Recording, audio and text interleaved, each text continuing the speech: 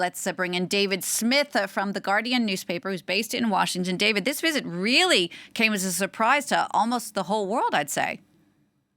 Yes, that's right. It's certainly something that my colleagues and I had discussed in the past few days, because obviously we knew Joe Biden was heading to Poland to give a major speech ahead of the anniversary this week. So there's inevitable speculation, will he go to Ukraine, as many other world leaders have done? And here it is, earlier than some expected, really caught everybody by surprise for very obvious security concerns. I believe this is the first time an American president has visited a war zone where US troops are not serving.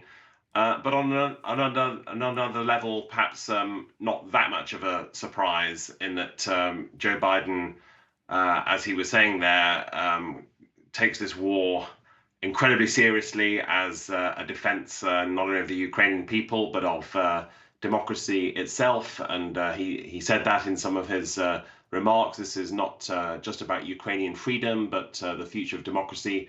And in other remarks in Ukraine today, he made the point, as he so often does, we're here for as long as it takes. He really wanted to send that message of US solidarity and support.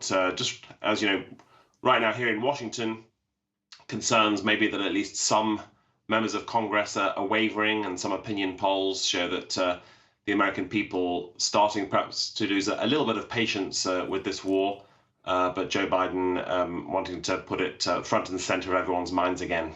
David, I wanted to ask you a bit more about that, because there is a huge price tag. I mean, $500 million more to be announced between today and tomorrow. There is an election coming up in the U.S. It's still a year away, but there have been a lot of questions about that. How much of this do you think might be a political move on Joe Biden's part? And again, tell us a bit more about what people in the United States think about the war in Ukraine, or does it seem a million miles away to all of them? Yeah, there was an opinion poll published just a week or two ago that showed support, just starting to soften a bit for this. I think still a majority of Americans believe it's the right thing to do. But we saw in last year's midterm elections, some Republicans, particularly on the right of the party, more of the Donald Trump America First isolationist agenda, saying Ukraine should not have a blank check, or that the funding should stop now.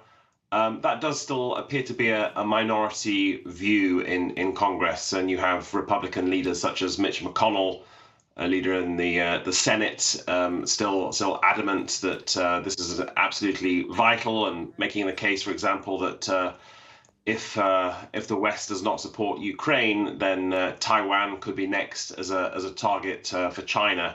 So I think those are all factors swirling behind Joe Biden's visit.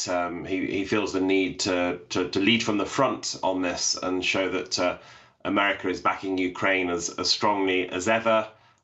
Today and later this week in Poland, I think you'll hear him fiercely denounce Vladimir Putin and say that Putin greatly miscalculated, underestimating both the Ukrainian people and Western support for this. You also heard Vice President Kamala Harris in Munich just the other day saying that Russia has committed crimes against humanity. And yes, there's a political message there. For one thing, it might not do Joe Biden's re-election chances any harm to be leading from the front from this, but I'm sure the White House would say there is a bigger picture, and that is about shoring up the NATO alliance and the defense of democracy at a time when Joe Biden repeatedly says democracy is under threat in the 21st century and needs all the help it can get. Indeed. David, thank you for that. David Smith there speaking to me from Washington. Thank you.